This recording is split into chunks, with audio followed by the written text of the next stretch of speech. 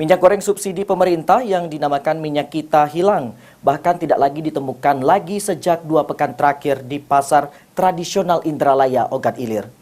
Iya, masa nanyanya harga. Kenaikan harga minyak goreng kemasan dan curah kembali terjadi di pasar tradisional Indralaya, Ogat Ilir. Hal ini dipicu karena minyak goreng subsidi pemerintah, yaitu minyak kita hilang di pasaran. Amir, salah satu pedagang tradisional Indralaya, mengatakan minyak kita sudah menghilang sejak 2 pekan lalu karena pasokannya sudah di-stop dari distributor. Dengan kondisi ini membuat warga yang belanja heran dan tetap berusaha mencari minyak goreng tersebut karena harganya yang masih ekonomis dan terjangkau. Ngasih stok lama nih. Kan untuk yang baru itu sudah di off dari Porto, tidak keluar lagi. Yang beredar di pasaran itu stok lama. Stok lama. Kenapa tidak di Indraga lagi?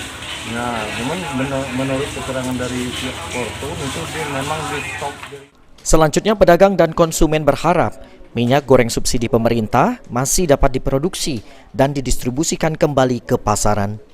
Ahmad Romawi, PAL TV.